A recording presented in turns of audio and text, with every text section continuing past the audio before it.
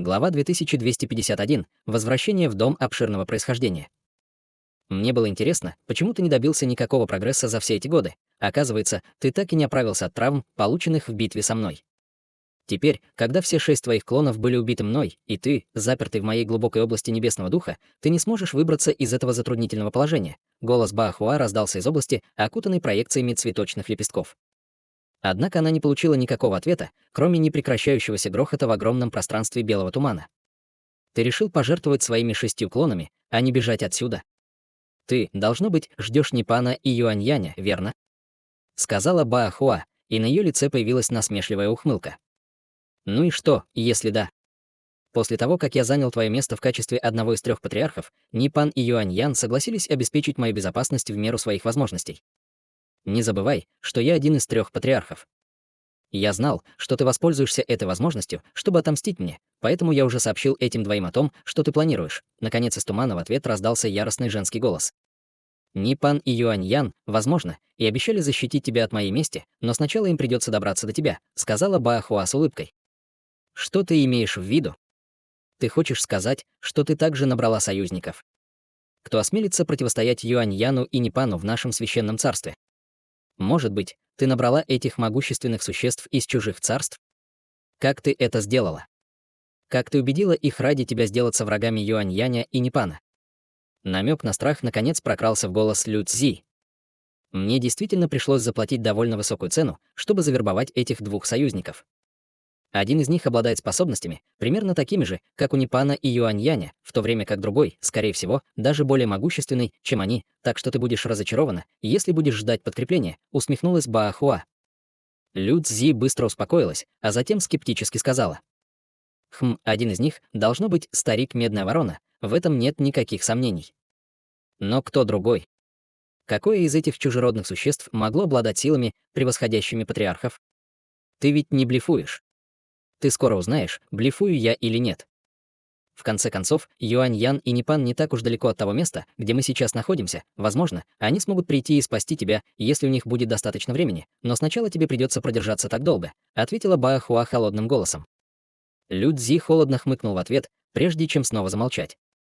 Она знала, что независимо от того, говорит ли Баахуа правду, ей не удастся победить в этой словесной войне, поэтому она предпочла промолчать. Холодная улыбка появилась на лице Баахуа, и она внезапно сказала что-то, отчего сердце Лю Цзи полностью упало. Ты рассчитываешь на последний козырь, который у тебя в рукаве. Думаешь, ты сможешь вернуться, даже если я убью тебя здесь? Что ты имеешь в виду? Лю Цзи наконец не смогла больше сохранять хладнокровие. Я имею в виду 7 клон, которого ты никогда никому не раскрывала. Ты всегда очень тщательно скрывала этот 7 клон и никогда никому о нем не рассказывала. Но не забывай, что в этом мире нет абсолютных тайн, сказал Баахуа с улыбкой. Я не верю, что ты действительно что-то знаешь. Ты, должно быть, где-то услышала какой-то слух и снова пытаешься меня обмануть. К чести Лю Цзи, ей удавалось сохранять спокойствие даже после того, как ее великая тайна была раскрыта. Ты планируешь возродить себя с помощью этого 7 клона, если умрешь здесь, верно? Даже если это всего лишь клон, ему не составит труда достичь твоего прежнего уровня с неповрежденными воспоминаниями. Возможно, в будущем, как и много лет назад, я стану жертвой еще одного отвратительного заговора с твоей стороны. Если подумать, самое время выследить твоего 7 клона, усмехнулась Баахуа. Что? Тебе удалось найти место, где спрятан этот клон? Это невозможно. Кого ты послала его выследить? Услышав это, в голосе Лю Цзи прокрались нотки тревоги и ярости. Разве ты не заметил, что Хэя здесь нет? Неторопливо спросила Баахуа. Услышав это, сердце Лю Цзи сразу же успокоилось. Хэя. Ты думаешь, что такой простой младший на стадии интеграции тела, как он, сможет преодолеть ограничения, которые я установила? Хэя действительно изо всех сил пытался бы прорваться через твои ограничения самостоятельно. Но что, если он несет в себе глубокое небесное сокровище, которое, так уж случилось, подавляет твои ограничения? Баахуа задумалась. Выражение лица Лю Цзи полностью потемнело, когда она услышала это. Ты осмелилась одолжить ему глубокое небесное сокровище. Не боишься, что он заберет сокровище и убежит? Я вмешалась в глубокое небесное сокровище, прежде чем одолжить его Хэе, так что я совсем не волнуюсь. Хорошо, я уже оказала тебе большую услугу, поговорив с тобой и позволив тебе жить так долго. «Теперь пришло время отправить тебя в путь», — сказала Баахуа холодным голосом. Лепестки розовых цветов, медленно плывущие сквозь белый туман, внезапно начали резко ускоряться, и все они быстро расширились, став острыми, как летающие мечи. Белый туман в долине был взбудоражен бесчисленными розовыми лепестками цветов, и раздалась череда потрясающих взрывов. Внезапно все лепестки цветов и туман в радиусе примерно полукилометра обратились в ничто. Спустя долгое время, после того, как все колебания света и энергии исчезли, в воздухе над долиной осталась только одна одинокая фигура, и она бросила слабый взгляд, прежде чем раствориться в воздухе. На вершине гигантской горы Хань Ли и Юань Янь болтали, как пара хороших друзей. Как и ожидалось от одного из 3 дьявольских патриархов, некоторые идеи Юань Яня в области совершенствования были очень откровенными даже для Хань Ли. Что касается Юань Яня, то он оставался совершенно бесстрастным, но интрига в его глазах ясно указывала на то, что ему также было очень интересно услышать, что скажет Хань Ли. Хань Ли как раз говорил о секретной технике, когда его голос внезапно оборвался, и он бросил взгляд в определенном направлении. Затем он поднялся на ноги с улыбкой и сказал: «Похоже, коллега Даос Баахуа отомстила.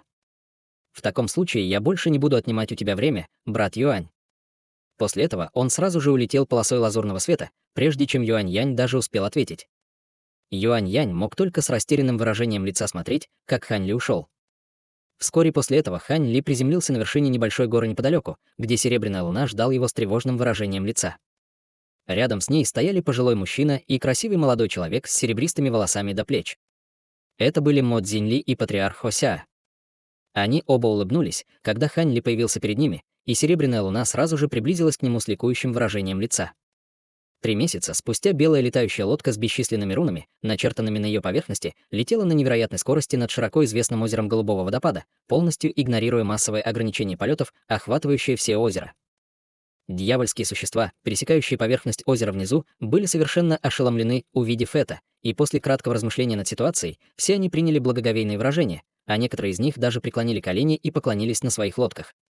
Только священные предки осмелились столь вопиющим образом игнорировать ограничения на полеты, и все обычные дьявольские существа внизу испытывали огромную честь и очень нервничали, находясь в такой непосредственной близости от могущественного существа такого калибра. Тем, кто находился на летающей лодке, был никто иной, как Хань Ли, который достиг этого региона после использования телепортационных формирований примерно в дюжине дьявольских городов. Его целью в этой поездке был фиолетовый дух. Он пообещал ей, что если однажды он обретет способность освободить ее от контроля Лю Ци, он поможет ей вернуть человеческое тело и вернуться в царство духов. Теперь, когда Лю Цзи уже пала от рук Баахуа и во всем царстве старших дьяволов не было никого, кто мог бы представлять для него угрозу, он, естественно, собирался выполнить свое обещание и взять с собой фиолетовый дух. Что касается священного предка Лань Пу, то она была одной из тех, кто оказался в ловушке древней печати, поэтому она определенно уже слышала о подвигах Хань Ли. Таким образом, хотя она и знала, что он человек, она, естественно, не собиралась противостоять ему. Казалось, что в мгновение ока белая летающая лодка достигла края гигантского острова, на котором располагался город Голубого водопада, а затем спустилась к пышному лесу, окутанному слоем белого света.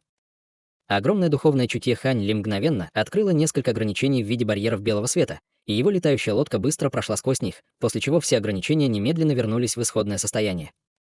Под световыми барьерами стояла огромная пагода высотой в несколько уровней, а над главным входом в пагоду находилась помпезная вывеска, на которой мерцающими древними буквами были написаны слова «Дом обширного происхождения».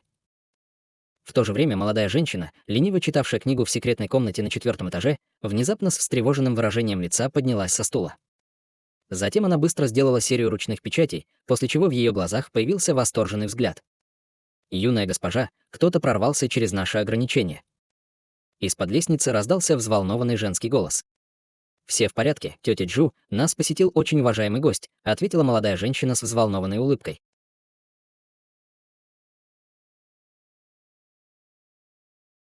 Глава 2252. Намерение фиолетового духа.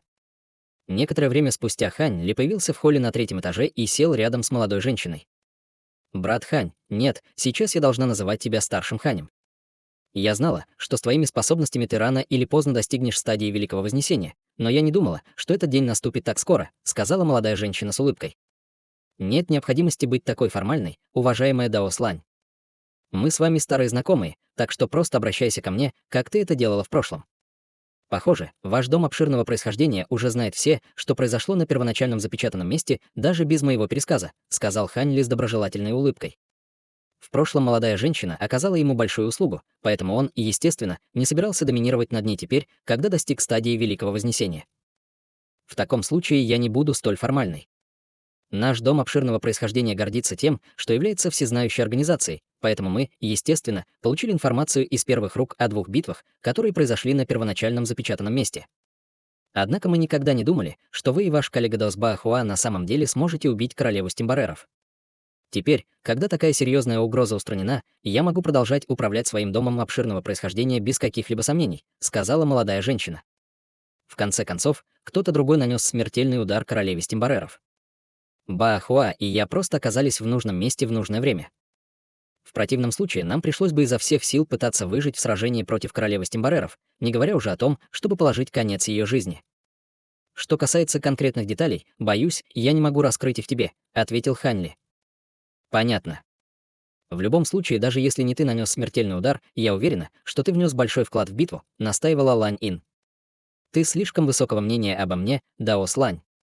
Я пришел сюда сегодня, потому что хочу, чтобы ты связалась с фиолетовым духом вместо меня.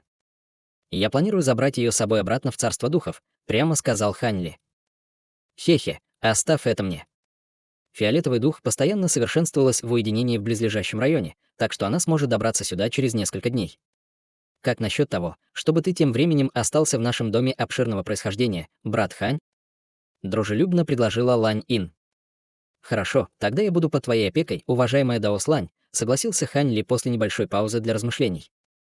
Услышав это, улыбка Лань Ин стала еще более явной, и она задала еще несколько вопросов о битвах, которые происходили в первоначальном запечатанном месте, внимательно слушая ответы Хань Ли. Внезапно Хань Ли пришла в голову мысль, и он сказал: «Кстати, есть еще кое-что, в чем мне нужна твоя помощь». «Давай, брат Хань», — немедленно подсказала Лань Ин. «У меня есть несколько вещей, которые я хотел бы тебе показать». Хань Ли взмахнул рукавом в воздухе, чтобы высвободить 4 шара белого света, которые быстро оказались 4 полупрозрачными кирпичами размером с ладонь. Выражение лица Лань Ин сразу же слегка изменилось при виде этих предметов. На этих кирпичах написана карта сокровищ, оставленная священным предком Целинем, и я получил их случайно много лет назад. К сожалению, мое понимание царства старших дьяволов очень ограничено, поэтому я никогда не пытался искать эти сокровища, и именно здесь мне нужна твоя помощь, сказал Ханли. Ах, так это секретная карта сокровищ, оставленная Целинем. По правде говоря, я тоже искала это сокровище, но не смогла найти никаких зацепок. Я не думала, что ты окажешься там. Будь уверен, брат Хань, пока сокровище находится в царстве старших дьяволов, я определенно тебя не разочарую, с улыбкой заверила Лань Ин. Хань Ли кивнул с довольным выражением лица. 5 дней спустя Хань Ли наконец воссоединился с фиолетовым духом в том же зале. Они оба, естественно, были рады видеть друг друга, но в их сердцах также жила серия сложных эмоций. Лань Ин уже покинула зал, сделав задумчивый жест, чтобы дать им двоим возможность побыть наедине. Лань Ин уже сообщила фиолетовому духу, что Хань Ли достиг стадии Великого Вознесения, и она была ошеломлена, узнав от Хань Ли, что Лю Ци уже погибла. В конце концов, событие произошло всего несколько месяцев назад, и никто из участников не разглашал эту информацию намеренно, поэтому об этом мало кто знал. Значит, это означает, что я наконец-то обрела свою свободу, и мне не придется бояться, что меня превратят в чужой клон? Пробормотала фиолетовый дух, когда ее глаза слегка остекленели. Действительно. Лю Цзи не только была убита, но и ни одному из ее клонов не удалось выжить, уверенно ответил Ханли. Очень приятно слышать это. «Почему ты пришел ко мне, брат Хань?» — спросила фиолетовый дух, нерешительно взглянув на Ханли. «Разве ты не говорила, что хочешь вернуться обратно в человеческое тело и посмотреть, где в духовном царстве обитает человеческая раса? Я нашел несколько секретных техник, которые могут искоренить истинную дьявольскую ци в твоем теле и вернуть тебя в твое тело. После этого ты сможешь практиковать искусство совершенствования человека даже в царстве духов», — сказал Ханли с улыбкой. Фиолетовый дух не удивилась, услышав это, но после недолгого молчания она внезапно спросила. «Брат Хань, я хочу тебя кое о чем спросить. Пожалуйста, скажи мне правду». При виде выражения лица фиолетового духа в сердце Хань Ли возникло дурное предчувствие, и он сказал: «Конечно, спрашивай меня обо всем, что хочешь. Я хочу примерно знать, какой у тебя шанс подняться в царство истинных бессмертных и стать бессмертным», сказала фиолетовый дух с серьезным выражением лица. Хань Ли был озадачен этим вопросом. «Почему тебе вдруг пришло в голову спросить меня о чем-то подобном? Пожалуйста, дай мне ответ», настаивала фиолетовый дух с решительным выражением лица. Хань Ли на мгновение поколебался, прежде чем ответить. Если бы кто-нибудь другой спросил меня об этом, я бы определенно не сказал ему правду. Однако мне нечего скрывать от тебя. В прошлом мои шансы на успешное восхождение были бы всего лишь чуть более 20%, но я столкнулся с некоторыми возможностями во время моего путешествия в первоначальное запечатанное место. Я не уверен, принесут ли эти возможности мне удачу или трагедию, но они удвоили мои шансы на успешное вознесение. Фиолетовый дух была очень удивлена, услышав это. Итак, вероятность того, что ты сможешь вознестись в царство истинного бессмертного, составляет примерно 50%. Я знала, что ты определенно будешь гораздо более могущественным, чем обычные существа стадии Великого Вознесения, но я не думала, что ты будешь таким уверенным. Почему ты решила спросить меня об этом? Ханьли спросил еще раз. Вместо того, чтобы ответить на вопрос Ханьли, фиолетовый дух продолжила с серьезным выражением лица. Пожалуйста, позволь мне задать тебе еще один вопрос, брат Хань. Если бы я искоренила дьявольскую ци в своем теле и вернулась бы обратно к человеческому телосложению, как серьезно это повлияло бы на мою базу совершенствования? Хань Ли мог понять, к чему это шло, и некоторое время молчал, прежде чем ответить. Если бы ты только недавно достигла этого дьявольского телосложения, то есть хороший шанс, что я смог бы сохранить твою базу совершенствования. Однако, ты совершенствовалась под руководством Лю Цзи в течение многих лет, поэтому твоя база совершенствования неизбежно пострадает, если я удалю дьявольскую ци из твоего тела. Однако с моей нынешней силой не будет сложной задачей вернуть тебя на прежнюю базу совершенствования, и я гарантирую, что это не повлияет на твое будущее совершенствование. С тех пор, как мы расстались в прошлый раз, я тщательно обдумала свою ситуацию, и как бы я ни думала об этом, я всегда приходила к выводу, что оставаться в царстве старших дьяволов было для меня лучшим вариантом. Как Лю Цзи однажды сказала, развитие дьявольских искусств — это идеальный путь для моего телосложения. Если бы я вернулась в царство духов, возможно, я бы смогла достичь стадии Великого Вознесения с твоей помощью и по какому-то огромному стечению обстоятельств, но мне определенно будет очень трудно вознестись.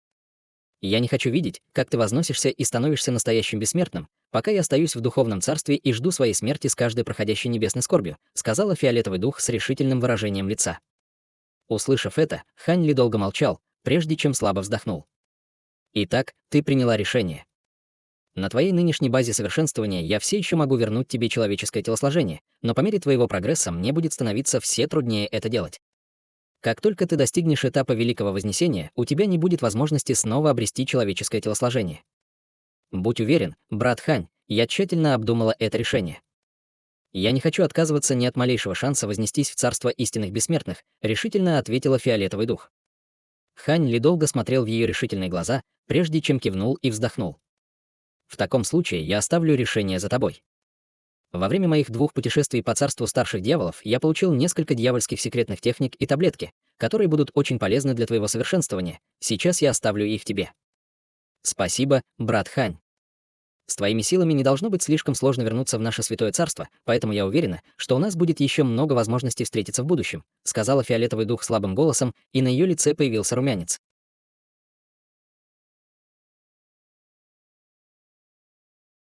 Глава 2253. Последняя эволюция. Хань Ли был слегка опечален решением фиолетового духа, но больше не пытался ее переубеждать. В конце концов, как она и сказала, ее телосложение больше подходило для развития дьявольских искусств, и если бы она вернулась к человеческому роду, он не смог бы обеспечить ее вознесение в царство истинных бессмертных.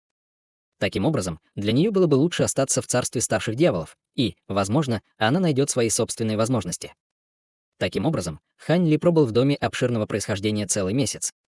В течение этого периода времени он передал весь свой опыт и знания в области развития дьявольских искусств фиолетовому духу, чтобы помочь ей в ее совершенствовании. Ланин совсем не стеснялась и тоже слушала лекции Хань Ли, получая огромную пользу от информации, которую он разглашал. Для существ их уровня искреннее руководство со стороны существа стадии Великого Вознесения было чрезвычайно редкой возможностью. Как и ожидалось от сверхорганизации, охватывающей несколько миров, дом обширного происхождения смог найти место, идентичное тому, что указано на карте сокровищ Целина в течение этого месяца, и эта информация была быстро доставлена Лань Ин, которая немедленно передала ее Хань Ли. Хань Ли, естественно, был очень рад услышать это. В течение следующих нескольких дней он вместе с фиолетовым духом посетил некоторые живописные достопримечательности в районе озера Голубого водопада, вместо того, чтобы продолжать направлять ее в ее совершенствование, и, исследуя регион, они часто с любовью вспоминали то время, которое они провели в человеческом мире. Однако ни один из них не упомянул ту ночь похоти и желания, и они даже не были настолько близки друг с другом, как будто они были просто парой близких друзей. Время пролетело быстро, и сегодня утром Хань Ли наконец покинул город Голубого водопада. На 4-м этаже дома обширного происхождения фиолетовый дух смотрела на его уходящую фигуру через окно со сложным взглядом в глазах. «Вы действительно готовы вот так отделиться от брата Ханя, сестра Вайлет?» «Я ясно помню, что вы очень ждали возможности остаться рядом с ним не так давно», — спросила Ланин, нахмурив брови. «Если я пойду с ним, мы временно будем вместе, но что произойдет через десятки тысяч лет в будущем? С его способностями это лишь вопрос времени, когда он вознесется в истинное царство бессмертных, и если я хочу по-настоящему остаться рядом с ним, я должна сделать то же самое. Я гонюсь за временным счастьем или за шансом на вечное счастье. Что бы ты сделала, если бы ты была на моем месте, сестра Лань?» Вайлет печально вздохнула. Услышав это, Ланин не могла не погрузиться в глубокие размышления. Полмесяца спустя белая летающая лодка Ханли спустилась в долину недалеко от озера Голубого водопада. Серебряная луна ждала его под огромным деревом со слабой улыбкой на лице, и она была очень удивлена, увидев, что Ханли был один. «Вы встречались с сестрой Вайлет?» — спросила она нежным голосом. «Я так и сделал, но она планирует продолжать совершенствоваться в царстве старших дьяволов, и я думаю, что это тоже хорошее решение. Если она продолжит развивать здесь дьявольские искусства, есть шанс, что она действительно сможет сделать этот последний шаг», — Ханли ответил спокойно.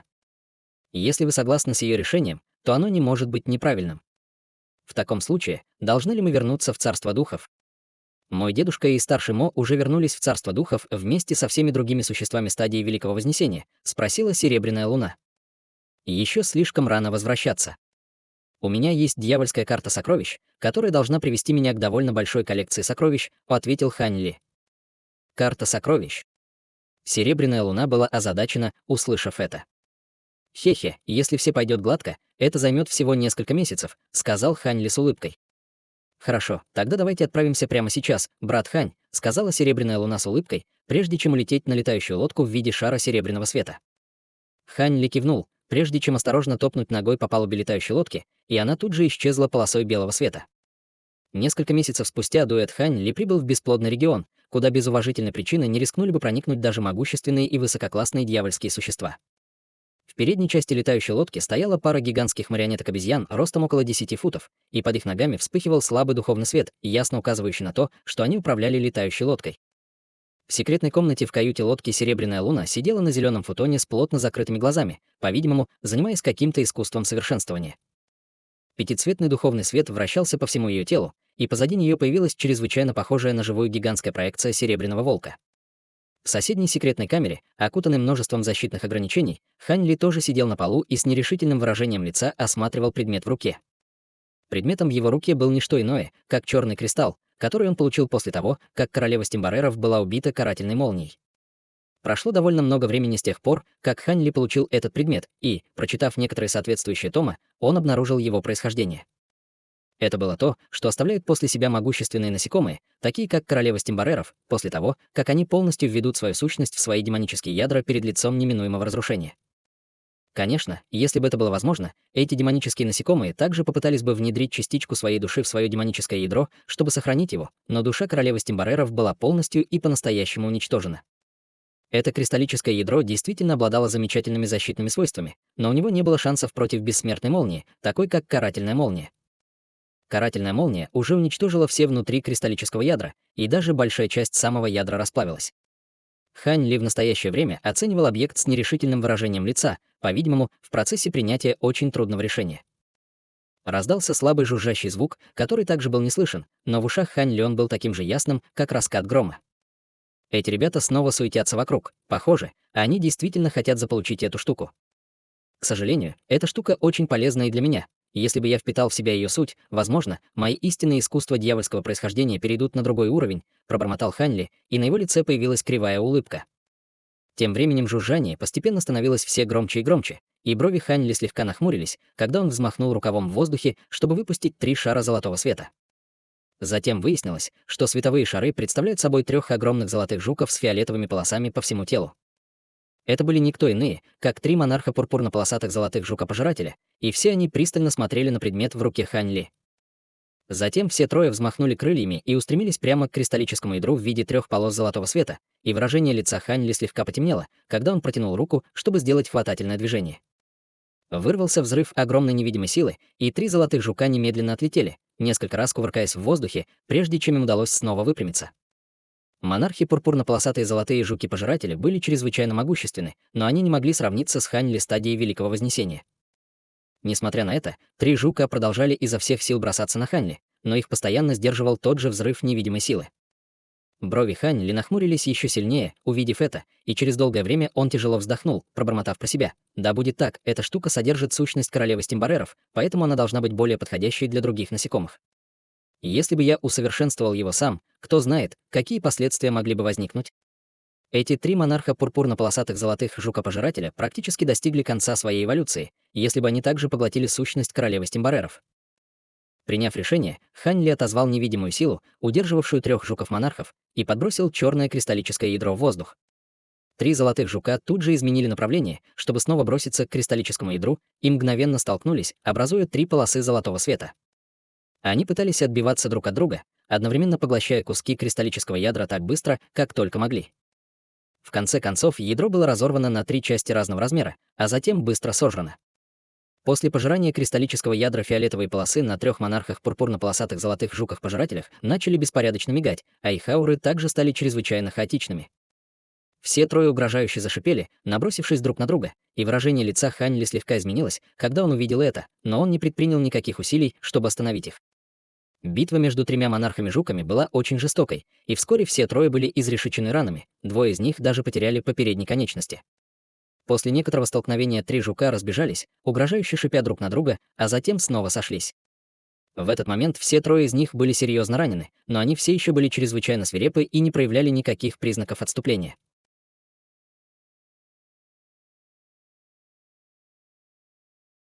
Глава 2254. Старый враг.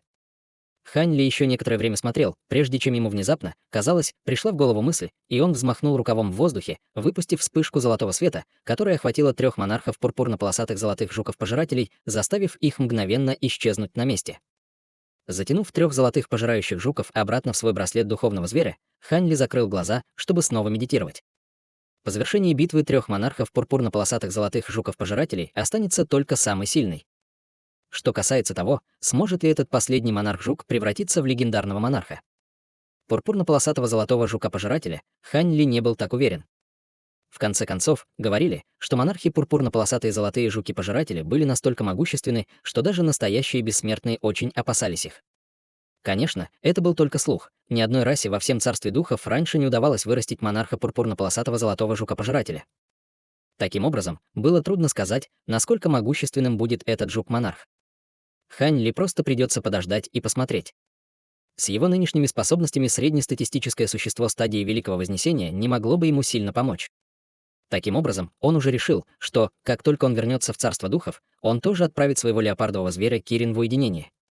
Несмотря на то, что духовные звери обычно медленно прогрессируют с возрастом, он должен быть в состоянии ускорить этот процесс с помощью своей огромной коллекции таблеток.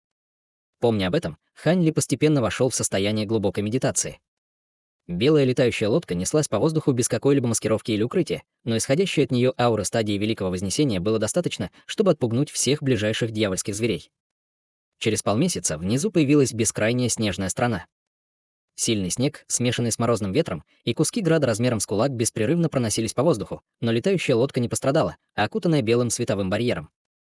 Две гигантские марионетки-обезьяны продолжали вести летающую лодку вперед, и несколько дней спустя густого снега внизу уже не было видно, его заменили массивные ледники. В окрестностях было бесчисленное множество прозрачных гор разного размера, а также несколько маленьких белых мохнатых зверей, которые бегали по льду, совершенно не обращая внимания на летающую лодку наверху. Было ясно, что эти дьявольские звери были настолько низкого калибра, что даже не могли почувствовать всемогущую ауру Хань Ли. Внезапно из летающей лодки вырвалась полоса серебряного света, затем пролетела сквозь скопление зверей и в мгновение ока вернулась в лодку. Серебряная луна снова появился на носу лодки среди вспышки серебряного света, держа на руках маленького белого зверя с широкой улыбкой на лице. Зверь очень напоминал белого медведя, но у него был короткий синий рог и пара удивительно длинных ушей, что представляло собой очень очаровательный вид. Маленького зверя в данный момент держали за шиворот, и он в слепой панике беспорядочно легал четырьмя ногами. В то же время вокруг его короткого рога потрескивали следы синего электричества, и он казался очень нескоординированным. Как интересно.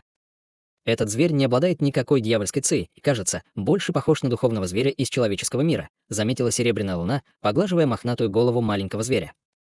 Это ледяной рогатый медведь, один из очень немногих типов низкоуровневых дьявольских зверей в царстве старших дьяволов, которые могут выжить без дьявольской ци, и они обладают врожденными способностями атрибутов льда и молнии. Позади Серебряной Луны послышался мужской голос, и она с ликующим выражением лица обернулась, когда Хань Ли неторопливо вышел из каюты лодки. «Ты знаешь об этих зверях, брат Хань?» — спросила Серебряная Луна с улыбкой. «Однажды я провел обширное исследование дьявольских зверей царства старших дьяволов, и эти дьявольские звери, похожие на духовных зверей, действительно запомнились мне», — ответил Хань Ли. «Понятно.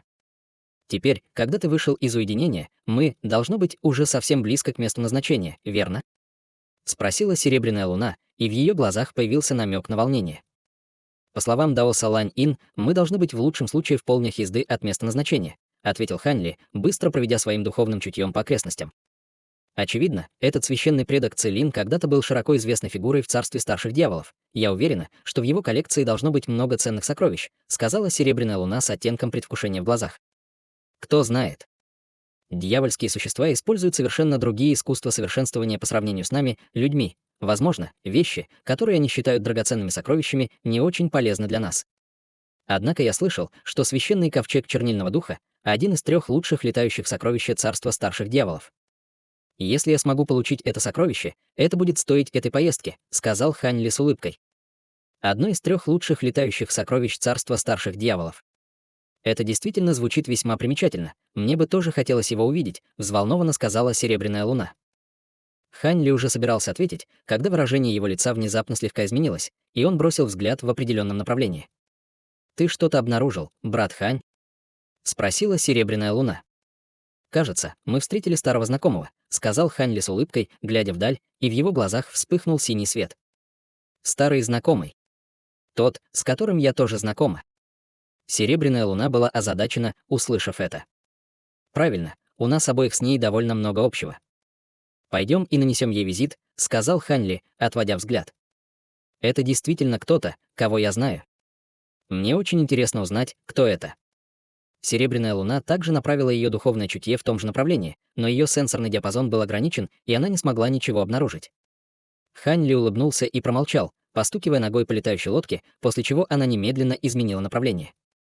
Расстояние в десятки тысяч километров летающая лодка преодолела в мгновение эка и подошла к ледяной горе высотой в десятки тысяч футов. Над горой непрерывно раздавалась череда грохочущих взрывов, посылая мощные ударные волны, проносившиеся по воздуху во всех направлениях. Гора уже уменьшилась чуть более чем до половины своего первоначального размера, а окружающая ее земля была заполнена неровными кратерами и усеяна бесчисленными кусками льда разного размера. В центре суматохи белая ледяная ци сталкивалась с ярким синим светом, и казалось, что 2 гигантских существа сражались в жестокой битве. Хан Ли смотрел прищурившимися глазами, и летающая лодка остановилась по его приказу, все еще зависая в воздухе. Серебряная Луна также любопытными глазами наблюдала за битвой на расстоянии, но, к сожалению, цимира происхождения была там крайне хаотичной, и она не могла ничего видеть. Однако, судя по жестокости столкновений, эти 2 бойца определенно были гораздо более могущественными, чем средний дьявольский лорд. Это она. Серебряная Луна расширила свое духовное чутье, и на ее лице сразу же появился намек на шок, когда она почувствовала знакомую ауру. Хань Ли просто улыбнулся и промолчал, продолжая наблюдать за битвой издалека. Обладая огромным духовным чутьем, он, естественно, был способен видеть все так ясно, как если бы все происходило прямо перед ним. Примерно через 15 минут впереди внезапно раздался разрушительный грохот, и шар синего света яростно взорвался, угрожая уничтожить все в окрестностях. Раздался леденящий кровь звериный рев, когда белый змей длиной более 100 футов появился из воздуха среди всплеска пространственных колебаний. Его тело было изрешечено ранами, но он не обращал никакого внимания на свои раны и отчаянно бежал с места происшествия. Прямо в этот момент появилась элегантная фигура, и пространственные колебания вспыхнули вверху, когда гигантский синий коготь появился, а затем рухнул вниз, чтобы разрезать тело белого змея на несколько сегментов. Затем из гигантского когтя вырвалось палящее черное пламя, которое охватило расчлененное тело белого змея. Белый змей завыл от боли, когда части его тела яростно метались в огне, но он не смог спастись. В мгновение эка его тело и душа превратились в ничто. Только тогда Хань Ли нарушил молчание. «Похоже, между нами есть некоторая близость, уважаемый Даос Юаньча. Я не думал, что встречу тебя в таком укромном месте. Похоже, ты сейчас не в лучшем состоянии». Элегантная фигура представляла собой чрезвычайно красивую женщину со светлой, как нефрит, кожей, и это был никто иной, как священный предок Юаньча. На ней были синие доспехи, но они светились очень тусклым светом, и ее лицо не только было очень бледным, но и ее аура еще и колебалась очень нестабильно. Самым озадачивающим было то, что она, казалось, обладала только аурой стадии интеграции тела. Я тоже не ожидал увидеть тебя здесь, уважаемый Даос Хань. Может ли быть так, что Баахуа передумала и послала тебя прикончить меня? Вместо того, чтобы удивиться, увидев Ханли, на ее лице появилось кислое выражение. Это не тот случай. Я действительно помогал Баахуа в тот раз, но это все. Вы думаете, что я своего рода подчиненный Баахуа? Спросил Ханли, когда выражение его лица слегка потемнело. Юаньча слегка запнулась, услышав это, прежде чем на ее лице появилась кривая улыбка.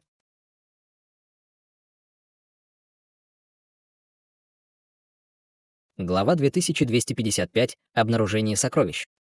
Пожалуйста, простите меня за неправильное понимание ситуации, уважаемый Даос Хань.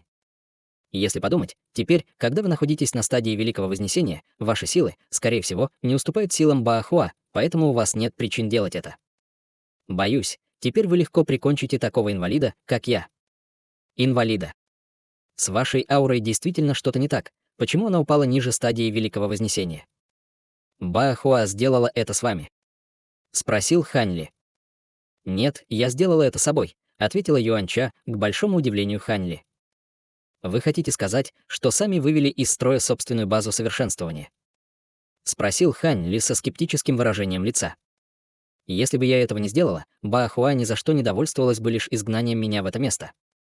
В конце концов, я была тем, кому она когда-то доверяла больше всего, но я ударила ее ножом в спину.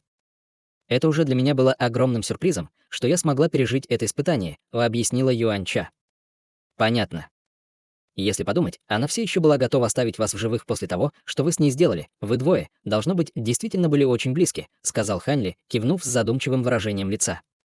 Друг Даос Хань, у нас были разногласия в прошлом, и я больше не ровня вам, так что я полностью в вашей власти. Собираетесь ли вы отомстить за то, что я сделала с вами тогда? Спросила Юаньча, и в ее глазах появилось несчастное выражение. Я был бы склонен отомстить, и если бы Баахуа не наложила на вас никакого наказания, но я не собираюсь делать это сейчас. Мало того, что ваша база совершенствования была серьезно ослаблена, ваше психическое состояние уже развалилось. Так что уже весьма примечательно, что вы смогли сохранить свою нынешнюю базу совершенствования. У вас больше нет никакой надежды вернуться на этап Великого Вознесения. Поскольку вы когда-то были священным предком этапа Великого Вознесения, я не буду просить вас об этом. Сделайте что-нибудь слишком унизительное, просто отрубите себе одну руку, и я оставлю прошлое в прошлом, сказал Ханли.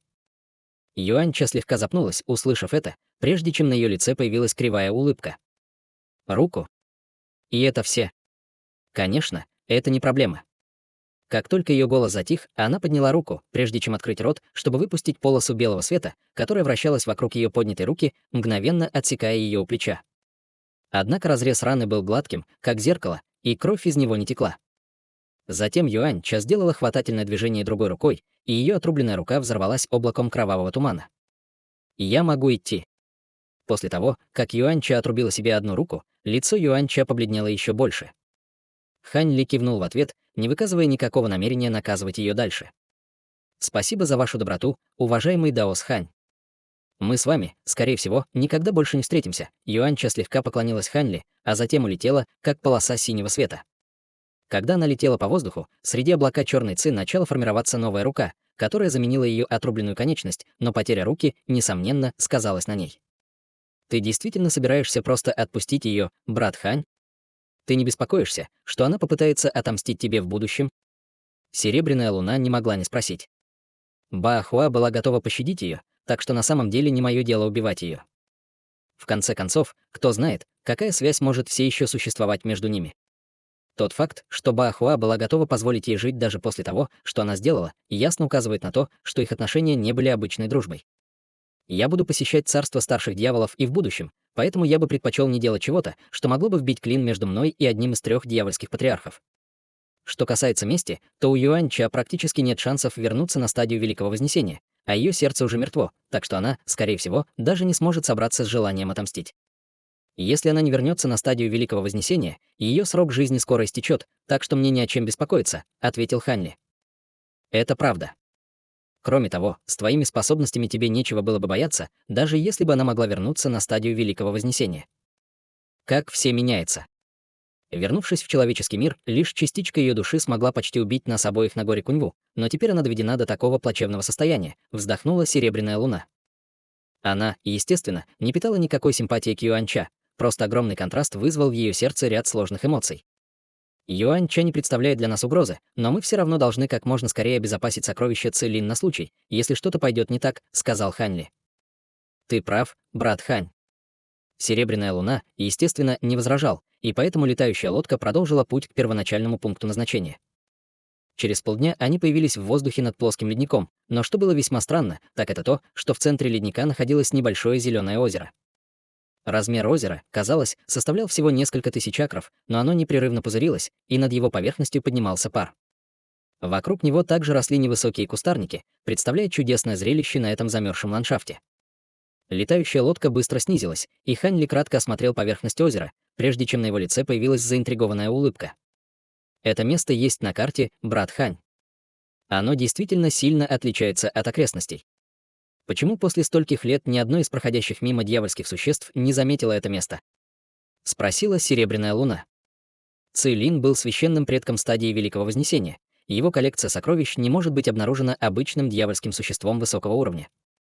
Кроме того, даже если бы присутствовало другое дьявольское существо стадии Великого Вознесения, они, скорее всего, не смогли бы обнаружить и найти что-нибудь и без этой карты, сказал Ханьли с улыбкой, махнув рукавом в сторону озера, и 4 полупрозрачных кирпича вылетели вперед и зависли над озером, излучая пятицветный свет.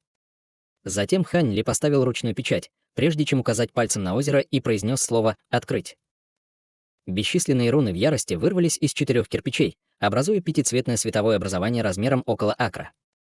Затем световое образование немедленно начало вращаться с быстрой скоростью. Из его центра раздался глухой стук, когда серый столб света вырвался вперед и в мгновение ока исчез в озере.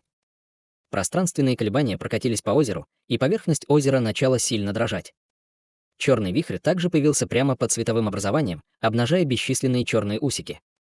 Так это вход туда, где спрятано сокровище, он точно хорошо спрятан. Похоже, нам, скорее всего, придется пройти через некоторые трудности, чтобы получить сокровища, сказала Серебряная Луна с взволнованным выражением лица. Пошли. Даже если там есть ограничения, они не смогут нас остановить, сказал Ханьли с беспечной улыбкой, и летающая лодка под его ногами внезапно исчезла во вспышке духовного света. Они оба немедленно поплыли к озеру. Как только они вошли в черный вихрь, пятицветное световое образование над озером превратилось обратно в 4 полупрозрачных кирпича, которые также погрузились в вихрь, сразу же после чего вихрь исчез. Время медленно шло, и поверхность озера вернулась в свое прежнее спокойное состояние. Спустя долгое время Ханьли и Серебряная Луна шли бок о бок через лабиринт под озером. Вокруг них стояли толстые круглые колонны, и все колонны были более сотни футов в высоту, вокруг них вращалась черная ци. Слабые призрачные вопли непрерывно раздавались в окрестностях, и если бы обычный культиватор услышал этот звук, его сразу же охватило бы чувство сонливости и вялости. Тем не менее, Серебряная Луна легко смогла сдержать звук, создав слой защитного духовного света, в то время как Ханьли смог просто игнорировать звук. Небо над круглыми колоннами было полностью скрыто покровом черного тумана, и внезапно из нескольких близлежащих каменных столбов вырвалось несколько размытых проекций. Проекции были в форме гигантских угрожающих волков, и даже когда они набросились на Ханьли, он не остановился ни в малейшей степени, выпустив вспышку серого света, чтобы мгновенно сметать приближающиеся проекции. Тем временем 2 гигантских волчьих проекции набросились на Серебряную Луну, и их встретила гигантская серебряная волчья проекция, которая сожрала приближающуюся пару за один глоток. После этого они вдвоем продолжили идти вперед, как будто прогуливались по парку. «Сколько было волн, брат Хань?» — внезапно спросила Серебряная Луна. «Это была 7-я волна», — спокойно ответил Ханьли. Конечно, это не предел ограничений, установленных широко известным священным предком Целином. Эти ограничения даже не представляют никакой угрозы для такого практикующего стадии интеграции тела, как я, не говоря уже о такой стадии Великого Вознесения, как ты, Серебряная Луна усмехнулась. «Если ты продолжишь так думать, ты попадешь в ловушку Целина», — ответил Ханьли равнодушным голосом. «Что ты имеешь в виду, брат Хань?» Серебряная Луна была весьма озадачена, услышав это. Ханьли улыбнулся и спросил.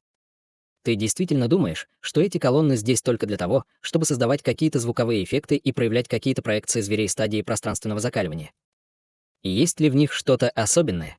— спросила Серебряная Луна с удивленным выражением лица. «Позволь мне показать тебе кое-что», — сказал Ханьли с улыбкой, затем внезапно поднял руку и сделал хватательное движение.